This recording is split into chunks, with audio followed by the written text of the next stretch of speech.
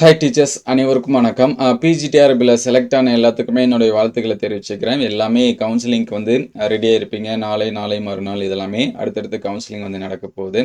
So counselling process வந்து எப்படி இருக்கும், அந்த ஹால் எப்படி இருக்கும் அப்படிங்கிறத டீட்டெயில்டாக பார்ப்போம்.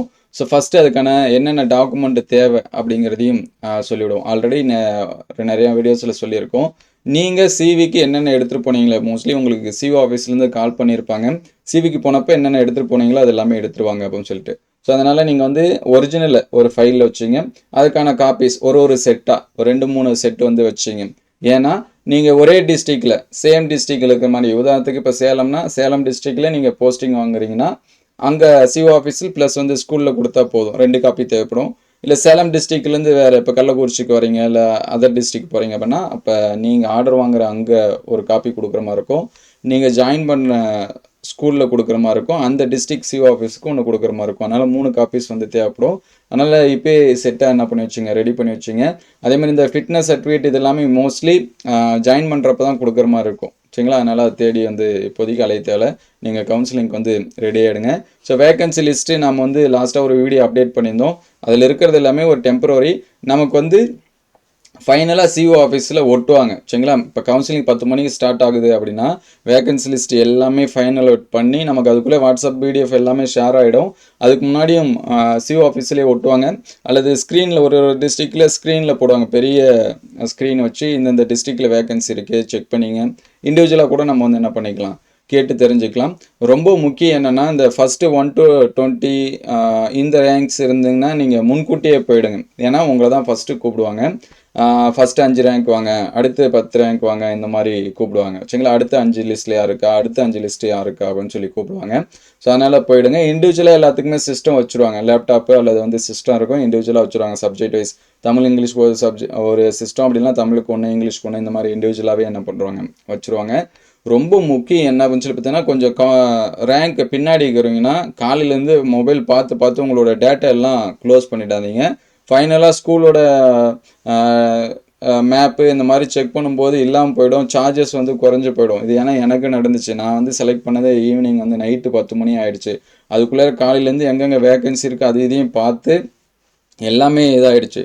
ஸோ அங்கே கவுன்சிலிங் உட்காந்து அந்த ஸ்டாஃப் தான் எனக்கு என்ன பண்ணாருன்னா கொடுத்தாரு, தம்பி இதையாவது பார்ப்பேன், என்னப்பா நீ இப்படி இருக்க அப்படின்னு சொல்லி கொடுத்து அவர் மொபைலில் மேப் இதெல்லாமே செக் பண்ணி எவ்வளோ டிஸ்டன்ஸ், ஏன்னா நான் வேறு டிஸ்ட்ரிக் எடுத்தேன், அதனால் எவ்வளோ டிஸ்டன்ஸ் இதெல்லாமே பார்த்தேன்.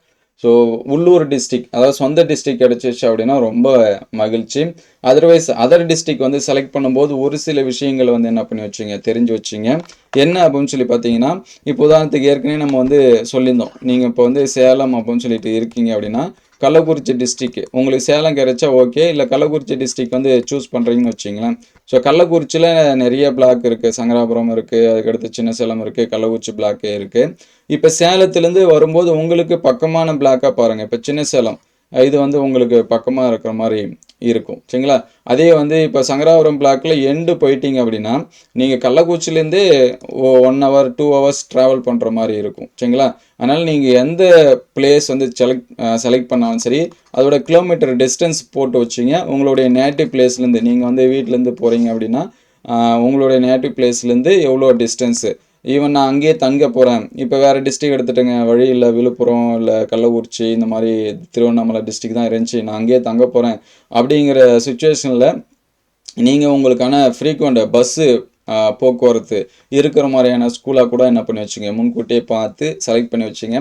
அதர்வைஸ் உங்கள் ஃப்ரெண்ட்ஸு யாராவது அந்த டிஸ்ட்ரிக்டில் இருந்தாங்க அப்படின்னா அவங்களுக்கு ஒரு கால் பண்ணி கேட்டு தெரிஞ்சு இந்த ஸ்கூல் எங்கே இருக்குது, இங்கேருந்து பஸ்ஸுக்கு போகிறதுக்கு எவ்வளோ நேரம் ஆகும். ஏன்னா நிறைய பேர் வந்து செலக்ட் பண்ணிவிட்டு அந்த மெயின் பிளேசஸ், இப்போ எங்கள் ஸ்கூல்லேருந்து கள்ளக்குறிச்சி போகணும் அப்படின்னு சொல்லி பார்த்தீங்கன்னா கிட்டத்தட்ட 1 மணி நேரம் 1.5 கூட ஆகும். ஸோ அப்போ அவங்க லாஸ்ட்டாக இப்போ ஃப்ரைடே இந்த மாதிரி போகும்போது கஷ்டமாக இருக்கும், மண்டே வந்து ஸ்கூல் வரும்போது அவங்களுக்கு எல்லாமே கஷ்டமாக இருக்கும். அதேமாதிரி ஸ்டேயிங் பிளேஸ் தங்குறது, இப்போ ஒரு நான் ஹாஸ்டல் மாதிரி தங்குறோம் அப்படின்னா அவங்களுக்கு அங்கேருந்து வரத்துக்கு ஒரு 1 hour 1.5 hours ஆகும். சரிங்களா? அதேமாதிரி கொஞ்சம் ஒரு 10 கிலோமீட்டரில் சங்கராபுரம் பிளாக் இது எல்லாமே இருக்குது. ஸோ அங்கேருந்து வரதுக்கு கொஞ்சம் ஈஸியாக இருக்கும். ஸோ அந்த மாதிரி அந்த பிளாக் வைஸான டீட்டெயில்ஸ் எல்லாமே பார்த்துங்க. இப்போ சொந்த டிஸ்ட்ரிக்ட்னா பிரச்சனை இல்லை, அடுத்த கவுன்சிலிங் கூட நம்ம வந்து நம்மளுடைய சொந்த டிஸ்ட்ரிக் பக்கத்தில் நியர்பை வந்துடலாம். அதர் டிஸ்ட்ரிக் போகணுன்னா அதுக்கப்புறம் நம்ம சொந்த டிஸ்ட்ரிக் வரணும். அது கொஞ்சம் டிலே ஆகிற வரைக்கும் அங்கே நம்ம ஸ்டேபிளாக தங்கி இருக்கணும், போயிட்டு வரணும். இது எல்லாமே ஸோ நம்ம பாஸ் பண்ணுறது எந்த அளவுக்கு ரொம்ப முக்கியமோ டிஆர்பியில், அதேமாதிரி செலெக்ஷன் பண்ணுறதும் ரொம்ப முக்கியம். உதாரணத்துக்கு பார்த்தீங்கன்னா, என்னோடய ஃபஸ்ட்டு கவுன்சிலிங்கில் நான் செலக்ட் பண்ணது வந்து நாகப்பட்டினம் டிஸ்ட்ரிக்கு. ஸோ நாகப்பட்டினத்தில் அதிகமாக நமக்கு வந்து தெரியாது. ஸோ என்னுடைய ஊர்லேருந்து நான் வந்து கிலோமீட்டர்ஸ் வந்து பார்க்கும்போது புதுப்பட்டினம் அப்படின்னு சொல்லிட்டு ஒரு பிளேஸ் வந்து இருந்துச்சு. கிலோமீட்டர்ஸ் அது வந்து கம்மியாக காமிக்கிற மாதிரி இருந்துச்சு. ஸோ ஈவன் நாகப்பட்டினத்துலேருந்து அது ரிட்டன் வந்தீங்கன்னு வச்சிங்களேன், அதுக்கே 2 மணி நேரம் ட்ராவல்ஸ் ஆகும். இன்னும் நாகப்பட்டினத்தில் இந்த பக்கம் போனோம் அப்படின்னா நிறையா ஸ்கூல்ஸ் வந்து இருக்குது. நல்ல வேளை நான் இங்கே பண்ணதுனால எனக்கு வந்து போயிட்டு வரதுக்கு கொஞ்சம் ஊருக்கு ஒரு 4 மணி நேரம் 3 மணி நேரத்தில் இந்த மாதிரி போயிட்டு வர மாதிரி இருந்துச்சு. சிரம்பத்துலேருந்து போய்க்கலாம் அல்லது சீர்காழிலேருந்து போய்க்கலாம். நான் தங்கி இருந்தது ஃபஸ்ட்டு சீர்காழி, அதுக்கடுத்து சிதம்பரத்துலேருந்து தங்கி போயிட்டு வந்தேன். அங்கேருந்துமே பார்த்தீங்கன்னா பஸ்ஸு டைமிங் சீர்காழிலேருந்து போனோம் அப்படின்னா 8:15 8 மணி அது ஏறி உக்காந்தானா 9:10 9:20 இந்த மாதிரி ஆகிடும். அதே போல் சிதம்பரத்துலேருந்து போனாலும் அதே சேம் டைமிங் தான். ஸோ அப்போ நான் வந்து காலையில் ஊர்லேருந்து கிளம்பணும் அப்படின்னா ஏர்லியராக ஒரு 3:30 3 மணி மார்னிங்கில் சரிங்களா, அந்த மாதிரி டைமுக்கு வந்து கிளம்புற மாதிரி இருக்கும். இல்லை முன்கூட்டியே சண்டே ஈவினிங், அப்போ 2 நாள் தான் லீவ் இருந்துச்சு அப்படிங்கன்னா அது ரொம்ப கஷ்டமாயிடும். நமக்கு நியூவாக ஜாயின் பண்ணால் சிஎல்லுமே 12 தான் கொடுப்பாங்க. இப்போ பிப்ரவரிங்கிறதுனால 11 இந்த மாதிரி தான் இருக்கும். அதனால் ரொம்ப சிஎல் வேஸ்ட் பண்ணிட்டாலும் அந்த மண்டே இதெல்லாமே போகிறதுக்கு கஷ்டமாக இருக்கும். ஸோ அந்த மாதிரி நீங்கள் பிளேசஸ்லாம் என்ன பண்ணி வச்சிங்க, சூஸ் பண்ணி வச்சிங்க. அதே போல் பயாலஜி பாட்னி சுவாலஜி ஸ்டாஃபாக இருந்தீங்க அப்படின்னா சிஸ்டத்துக்கு முன்னாடி உட்காருங்க. இன்னும் ரொம்ப முக்கியமானது சொல்ல நினச்சது என்ன அப்படின்னு சொல்லி பார்த்தீங்கன்னா, நீங்கள் உங்களுடைய ரேங்க்கு இப்போ 10வது ரேங்க் இருக்கீங்க, அங்கே 5வது ரேங்க்கு தான் போயிட்டுருக்கு அப்படின்னா நீங்கள் வேக்கன்சி வந்து செக் பண்ணி பார்த்துக்கலாம் சரிங்களா. அல்லது 8வது பிளேஸில் இருக்குன்னா நீங்கள் வேக்கன்சி வந்து காமிங்க, கள்ளக்குறிச்சி டிஸ்ட்ரிக்டில் எந்த ஸ்கூல் இருக்குது, அதர் நீங்கள் எந்தெந்த டிஸ்ட்ரிக் விருப்பப்படுறீங்களோ உங்கள் சரௌண்டிங்கில் இருக்கிறது சரிங்களா, நியர்பையாக என்னென்ன டிஸ்ட்ரிக் இருக்கோ அங்கே எல்லாமே வேக்கன்சி நீங்கள் வந்து செக் பண்ணி நினைக்கிறீங்க அப்படின்னா அங்கே சிஸ்டத்தில் காமிங்கன்னு சொன்னாங்கன்னா காமிப்பாங்க. நீங்கள் மட்டும் சும்மா இருக்காதீங்க, அதெல்லாம் காமிப்பாங்க. அவங்க அந்த டிஸ்ட்ரிக் இப்போ 5வது ரேங்க் வந்து அவங்க செக் பண்ணிகிட்டு இருப்பாங்க. அதுக்கு வரைக்கும் நம்ம இங்கே வந்து என்ன பண்ணிக்கலாம், செக் பண்ணிக்கலாம். அதே பாட்னி சுவாலஜி ஸ்டாஃபாக இருந்தீங்க அப்படின்னு சொல்லி பார்த்தீங்கன்னா நீங்கள் வந்து பாட்னி வேக்கண்ட் எங்கெங்கே இருக்குன்னு செக் பண்ணிக்கலாம், பயாலஜி வேக்கண்ட் எங்கெங்கே இருக்குன்னு செக் பண்ணிக்கலாம். ஏன்னா ஒரு சில பேர் வந்து பாட்னி மட்டும் செக் பண்ணிவிட்டு ஐயோ சொந்த டிஸ்ட்ரிக்டாக இருந்தாலும் பதட்டத்தில் விட்டுருவாங்க. அந்த முன்னாடி இது அங்கே வந்து எடுங்க சீக்கிரம் சூஸ் பண்ணுங்க, அங்கே வந்து கால் பண்ணுறாங்க அப்படின்லாம் சொல்லுவாங்க. நிறுத்தி நிதானமாக எடுத்துங்க. ஏன்னா ஒன்ஸ் செலக்ட் பண்ணிட்டோம் அப்படின்னா நம்ம சேஞ்ச் பண்ண முடியாது. அடுத்த கவுன்சிலிங் வரைக்கும் நம்ம வெயிட் பண்ணிகிட்டு இருக்கணும். அதேமாதிரி பயாலஜி எங்கெங்கே இருக்குது அப்படின்னு சொல்லி செக் பண்ணிங்க.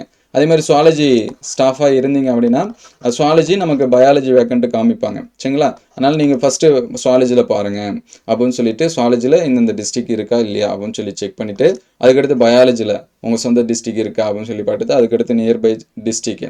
அப்போ நியர்பை டிஸ்ட்ரிக்டில் பயாலஜி போஸ்ட்டுக்கு போகிறீங்களா அல்லது சுவாலஜிக்கு போஸ்ட்டுக்கு போகிறீங்களா, அது என்ன பண்ணீங்க அப்படின்னா ஃபைனலைஸ் பண்ணிங்க. ஏன்னா இப்போ Tamil English physics chemistry maths இந்த மாதிரி சப்ஜெக்ட்டுக்கு பிரச்சனை கிடையாது, அவங்க சப்ஜெக்ட் மட்டும் தான் எடுக்க போகிறாங்க. ஆனால் நம்ம தான் பாவம் பாட்னி சுவாலஜி எடுத்த மேஜர்ஸ் வந்து பாட்னியே எடுக்கணும்.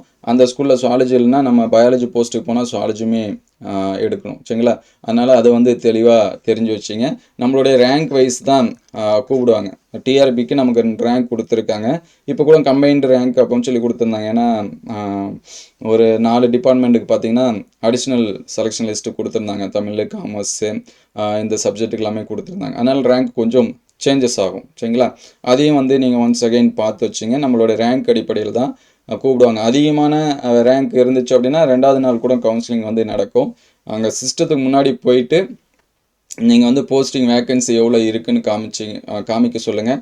ஒரு 5 பேருக்கு முன்னாடி 10 பேருக்கு முன்னாடி இருக்கிறப்ப திருப்பி ஒன்ஸ் அகைன் காமிக்க சொல்லுங்கள். ஏன்னா நீங்கள் பார்த்து வச்சிருந்த வேக்கண்ட்லாம் வேறு டிஸ்ட்ரிக்ட்லேருந்து எடுத்துருவாங்க.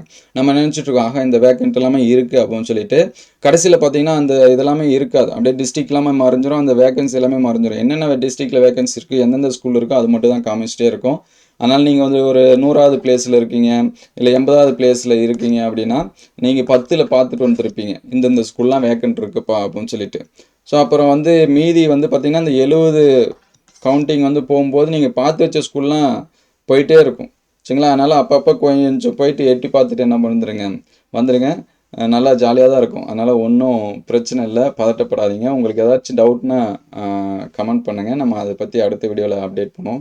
ஸோ எல்லாத்துக்குமே வாழ்த்துக்கள். நம்ம கஷ்டப்பட்டது இதுக்காக தான். ஒரு அடிச்சாம்பார் அப்பாயின்மெண்ட் ஆர்டர் அப்படின்னு சொல்லிட்டு எல்லாமே ஸ்டேட்டஸ் வைப்பாங்க. நான் ஃபஸ்ட்டு அதான் வச்சேன். ஸோ எல்லாமே அந்த ஸ்டேட்டஸ் தான் நிறைய பேர் வைப்பாங்க, அந்த வடிவேலோட காமெடி வரது. எல்லாத்துக்குமே all the best. So counselling select பண்ணும்போது வேகன்சி இதெல்லாமே டீட்டெயில்ஸ் எல்லாமே பார்த்துங்க. ஃபஸ்ட்டு உங்களுக்கு நியர்பை இருக்கான்னு பாருங்கள், வீட்டிலேருந்து போயிட்டு வர மாதிரி. அதே போல் இந்த ஸ்கூல் நல்ல ஸ்கூல், அந்த ஸ்கூல் போனால் மோசம் அப்படின்லாம் சொல்லிட்டு பார்க்காதீங்க. எல்லா ஸ்கூலுமே நல்ல ஸ்கூல் தான். நம்ம போனோன்னே நல்ல ஸ்கூலாக மாற்றிடுவோம், நல்லா இல்லாமல் இருந்தாலும் அப்படின்னு சொல்லிட்டு அந்த மாதிரி பாருங்கள். நல்லதே நடக்கும். சரிங்களா? உங்களுடைய நல்ல மனசுக்கு நல்ல ஸ்கூலாகவே என்ன பண்ணும் கிடைக்கும். நானுமே ஃபஸ்ட்டு வேறு டிஸ்ட்ரிக்ட்லாம் இருந்தேன். இப்போ அங்கேருந்து வந்த பிறகு ஃபீல் பண்ணுறேன், அப்போ இன்னும் கொஞ்சம் நாள் அங்கேயே கூட ஒர்க் பண்ணிகிட்டு இருக்கலாம். பக்கத்துலேயே பீச்சு, கடல் இதெல்லாமே இருந்துச்சு.